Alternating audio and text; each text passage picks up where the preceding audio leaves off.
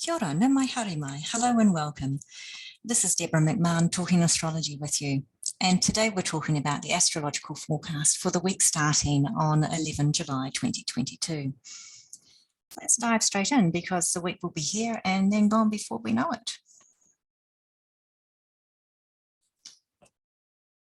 This week, the sun will transit between 18 and 24 degrees of Cancer. So if the sun in your natal chart falls within this range, it's your birthday week. So happy birthday to you, or happy solar return. Each year, the sun returns to the same position in the zodiac that it was in when we were born. This occurs within a day or so around our birthdays. It's the origin of wishing someone many happy returns, or in other words, a long and happy life. The moon moves swiftly through the zodiac, transiting through about a quarter of it in a week.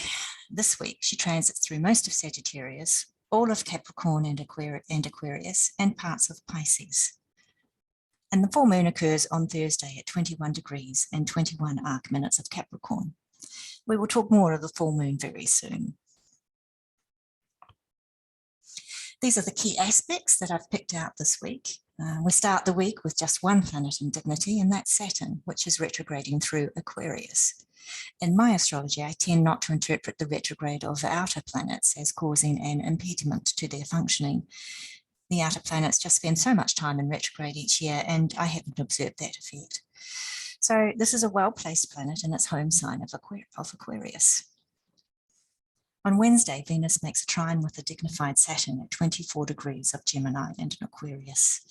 The next day, we experience the full moon in Capricorn at 21 degrees, reflecting the sun opposite in the sign of Cancer. Later that same day, we have Mercury forming a sextile with Uranus at 18 degrees of Cancer and Taurus. And still on Thursday, we see Venus move into a square with Neptune at 25 degrees of Gemini and Pisces. On Sunday, the sun and moon conjoin at 24 degrees of Cancer. And then the sun and Mercury together move into trine with Neptune in Pisces. And lastly, we finish the week with Jupiter at 8 degrees and 30 arc minutes of Aries, really starting to slow now, anticipating that retrograde station at the end of the month. So here we have the charts again. Remember, this is set in New Zealand time. So if you live outside of New Zealand, you might find that these transits perfect a few hours differently according to your time zone. But it's easy enough, if you want to just convert the times to your part of the world using a time zone converter. All you need to do is open up an internet browser and search for one, or you may have that function on your phone. Just ignore the ascendant, midheaven, and house placements unless you live in the same part of the world as me. But wherever you are in the world, the planets will still be in these signs and degrees and in the same relationship with each other. We're seeing just one planet, Saturn, in dignity here, which means it is able to express its essential nature more easily. Saturn introduces structures and limits, and Aquarius is fixed air, so we may see this placement show itself in firmly held ideas. So firmly held, we could call them ideals about how the world ought to be. Aquarius is a progressive sign and may revel in holding views outside of traditional authority on an issue. But it is also egalitarian, and what Aquarius wants for itself, it also wants for us all. With Saturn in its outward expressing home sign of Aquarius, we may see people in the social space express themselves with authority, or events may cause a maturing of our ideals, requiring us to get serious and be organized and disciplined. In the astrology I practice, Saturn is at home in both Capricorn and Aquarius. I use the traditional planetary rulership scheme, which means each planet, with the exception of the luminaries, has two home signs or places of dignity by domicile. Venus trine a dignified Saturn on Wednesday. A planet in a bona fide trine with the lesser benefit suggests an ultimately helpful outcome, but with Saturn involved, there could be some hard edges along the way. Perhaps an issue in a relationship serves us what we don't want in partnership, and therefore helps us to find maturity in what we do want. In its best expression, there could be serious talks that help redefine a relationship and put it on a firmer footing. This could be a show of commitment. Early on Thursday morning, the moon moves into opposition with the sun, forming this year's Capricorn Full Moon at 21 degrees. And because the moon is in its closest approach to us in its orbit around Earth, she will look larger than usual to us in the sky. This is a super full moon. When in Capricorn, we are concerned with material security and what it means to achieve success in this world. Capricorn can signify the authorities in our lives, our parents, bosses, authorities, or the government. And the fullness of the moon brings illumination or culmination around our feelings about these. We can also look back 2 weeks to the new moon in Cancer to see the outcome of something started then, perhaps to do with emotional security or family or home. Something started then could be showing promise, or we may be shown it's time to let it pass away from our lives. The full moon shares the sign of Capricorn with Pluto, and later the same day, the moon perfects its conjunction with Pluto, suggesting an intensification of emotions. There could be events happening that have us reflecting back to January of 2020, when Saturn and Pluto conjoined at the same degrees as this full moon, which coincided with us retreating to our homes and living an online life in response to the COVID threat. Maybe it will have us reflecting on how much our feelings about work and family have shifted. Mercury sextile Uranus on Thursday. This is an interesting little transit because it may give us a fleeting insight into what we might expect in early August, when the moon's north node, Mars and Uranus, all combine in the sign of Taurus. Check in with any subtle feelings you may have of insight, breakthrough, or rebellion. And of course, look to the Taurus house in your personal astrology for an indication of the area of life likely to be affected. If Taurus relates to your 7th house, for example, then this could be about your marriage or partnerships in life or business.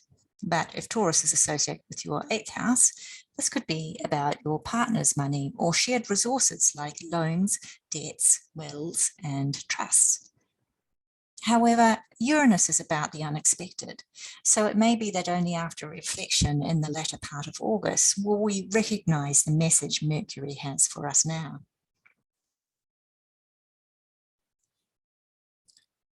Venus square Neptune on Thursday. Well, in the same week that Venus is in a helpful trine with Saturn, she also squares up to Neptune. This may present for a couple of days as a shimmery mirage that we can't quite pull into focus. Are we seeing the very picture of our fantasies, or is this just too glib and glittering to be real? Both planets are in mutable signs, and so their shifting and changing could be a source of tension between them. If we're prepared to play with imagination and know that that's what we're doing, this could be a creative time. It's possible some of us may feel inspired to beautify our meditation or contemplative spaces. Just be aware that once the decorations are stripped, those walls don't paint themselves.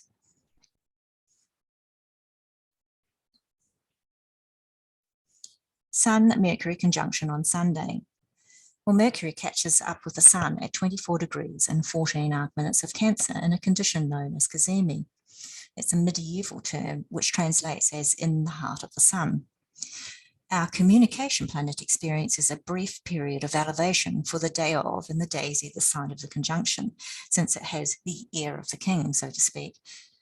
There could be important insights to be gained, and in the sign of Cancer, this could come from our more receptive, perceptive side of communicating.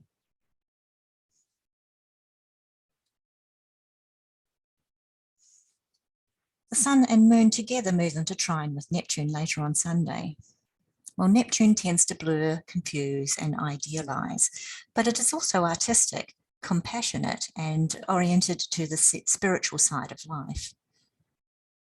A Mercury in Cazimi in nurturing emotional Cancer, trining Neptune in go with the flow sensitive Pisces, lends itself to a softer and almost imagined kind of communication, the language of a look or a glancing touch.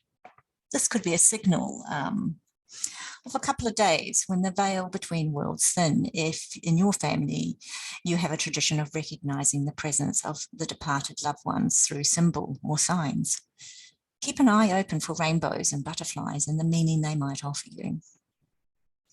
Another expression of this transit is that a project half formed in your imagination may achieve a new level of clarity. We finished the week with Jupiter at 8 degrees and 30 arc minutes of Aries. Jupiter is really starting to slow now as it approaches its station point at the end of the month before moving into retrograde motion.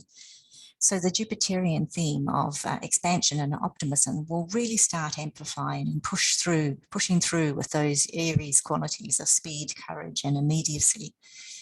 Its influence in our individual lives will be moderated by the house placement of transiting Jupiter in our personal astrology.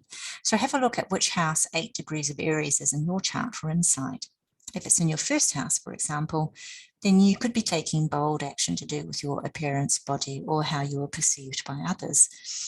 Or if it's in your second house, for example, you could be taking confident steps to improve your earned income or investing in prized possessions. Now, if you have a planet or angle in your astrology chart near to 8 degrees of Aries, or interacting with that point by aspect, such as by opposition in Libra, or by square in Cancer or Capricorn, or by trine in Leo and Sagittarius, then this could be a very interesting time for you. For us all, this is the start of a much longer story. Whichever way Jupiter shows itself in our lives over these next few weeks, we may be revisiting those themes again in February of next year when the lucky planet returns to the same part of the zodiac after completing its backwards trek. So here's an idea. Put a note in the comment sections below about your current Jupiterian experience, and then come back to the same video next year to see how those themes lived out in your life. But do take precautions with your privacy in the comments. You can go a little cryptic or very general. Jupiter can speak to our faith and beliefs, and it is associated with foreign travel, higher education, teachers, and wisdom.